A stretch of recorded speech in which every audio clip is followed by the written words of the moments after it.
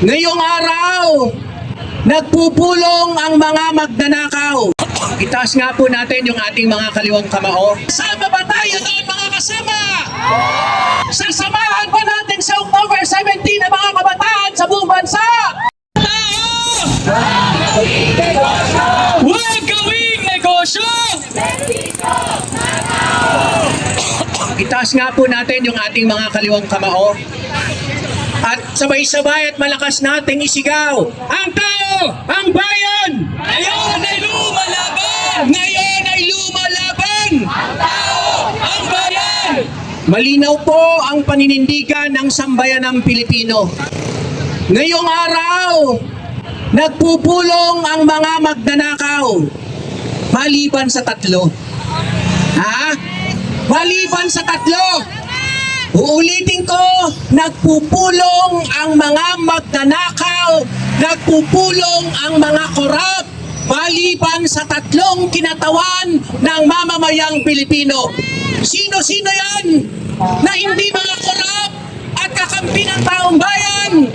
Siyempre po, dahil nasa forefront ng labanan ngayon laban sa korupsyon ang mga kabataan, ang nangunguna laban sa korupsyon sa loob ng Kongreso ay si Congresswoman Rene Co mula sa Kabataan Party List. Palakpakan po natin!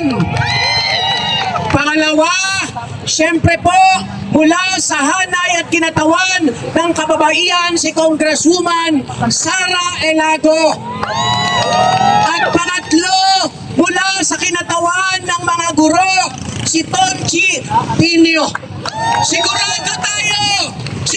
Sigurado tayo na ang tatlong yan, kung ano yung mensahe natin sa labas, ay mensahe nila sa loob ng reaksyonaryong kongreso ng pangunahing mga mayoryang representante, mga magnanakaw at korap. Okay, balik po tayo.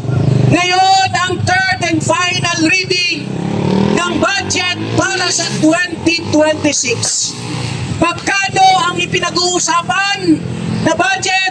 6.7 trillion pesos. Ako, ang dami pala natin pera. Akala ko ba wala tayong pera? Palaging sinasabi ng gobyerno, magtipid tayo, pag-ipit tayo ng sinturon dahil wala tayong pera. Eh bakit may budget na pinag-uusapan ngayon ang Kongreso na 6.7 trillion pesos? Naniniwala ba tayo na wala tayong pera? Yung perang yan ay buong giting at buong lakas nating sinasabi, yan ay galing sa aming dugo at pawis, araw-araw na pinagtrabahuhan, kinolekta nyo bilang mga buwis sa mga mahihirap at ordinaryong mamamayan. Kaya may pera po ang Pilipinas. Kanina sinabi ang mga detalye, nananatili po na nandyan ang budget na ito ay walang iba, ay budget para sa korupsyon. Ang budget ng 2026 ay budget para sa pasismo.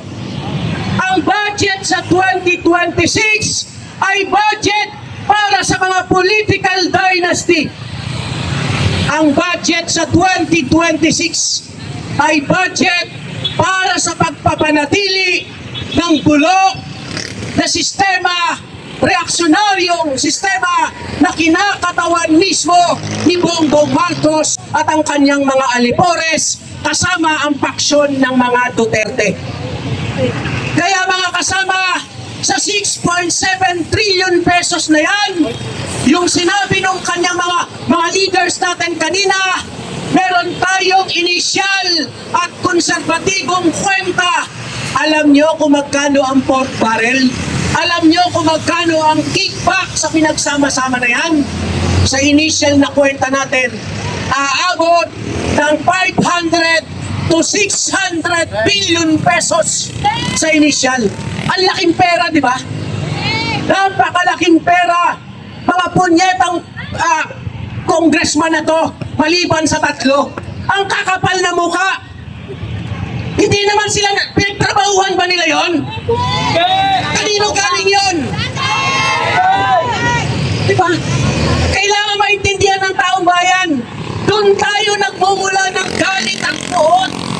Kasi puwersahan tayong kinuna ng tax sa layuning ibalik sa serbisyo sa taong bayan, pero hindi na nila magtatakpan ang kanilang kabuluhan.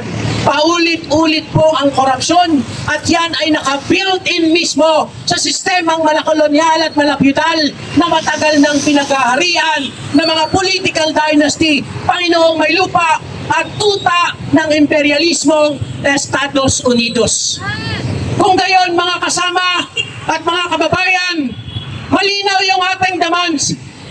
Lahat ng sangkot dapat managot. Tama?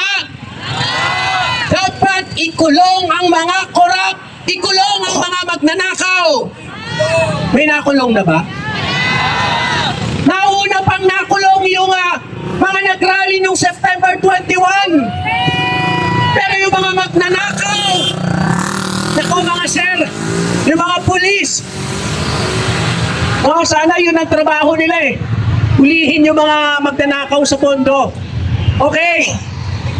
Pangalawa, mga kasama at mga kababayan, sabi natin, dapat ibalik sa pondo ng taong bayan ang lahat ng dinakaw ng mga congressman, ng mga senador, mga kontraktor at DPWH official. Payag ba tayo na isauli lahat yun?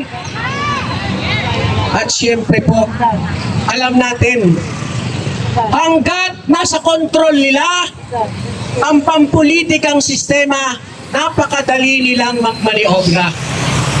Dahil galit daw tayo sa flood control project dahil andun ang korupsyon, ay ditanggalin natin.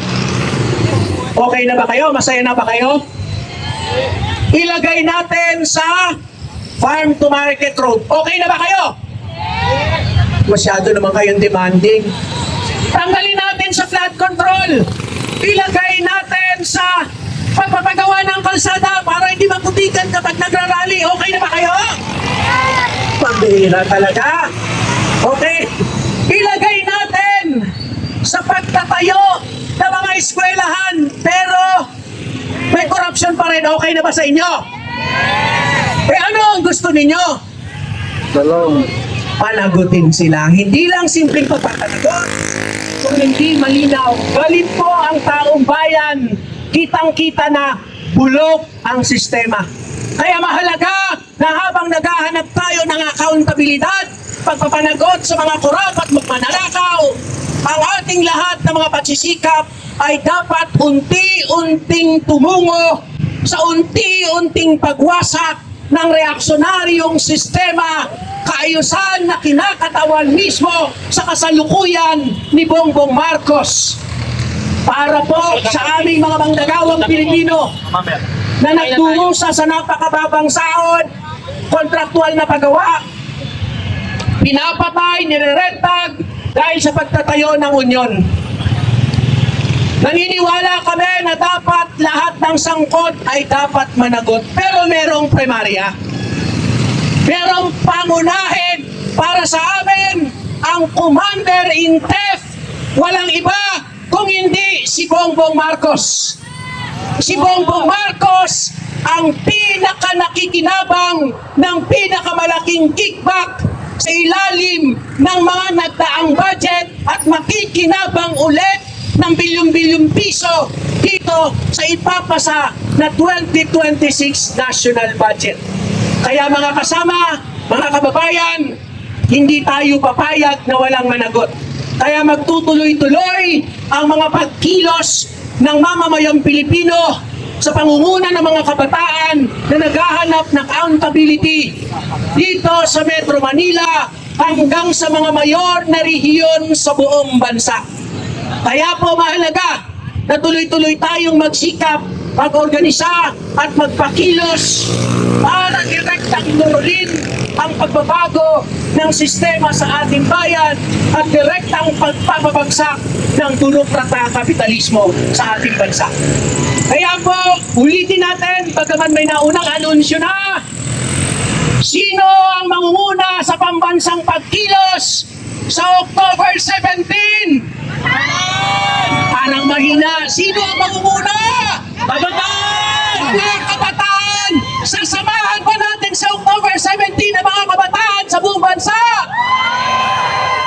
Siyempre po, hindi dyan nagtatapos. October 21 ay pagkilos din ng mga magsasaka sa buong bansa. Sasama ba ang mga kabataan? Sasama ba tayo doon, mga kasama? Of course, ang November 30 ay araw ni God Andres Bonifacio. Si God Andres Bonifacio ay uring manggagawa, hindi lamang nanawagan laban sa korupsyon, nanawagan si God Andres Bonifacio ng armadong revolusyon laban sa mga mananakop. Sasama ba ang kabataan sa November 30? Sasama ba tayo sa November 30? Sasamahan natin ang mga mamamayang Pilipino at hindi dyan nagtatapos. December 10, pandaigdigang araw ng karapatang pantao. So, sasarahan natin ang taong 2025 ng sustainable, tuloy-tuloy, malalaki at pambansang protesta laban sa bulok na sistema na kinakatawan ni Bongbong Marcos at ng buong kasama ang mga Duterte. Kaya mga kasama, bilang pagtutugay at pagkilala ngayong araw sa ating militanteng pagkilos, muli isigaw natin, imperialismo! Ibagsak! Burokrata kapitalismo! Ibagsak! Burokrata kapitalismo! Ibagsak! Feudalismo! Ibagsak! Feudalismo! Ibagsak! Burokrata kapitalismo! Ibagsak! Burokrata kapitalismo! Ibagsak! Bongbong mismo!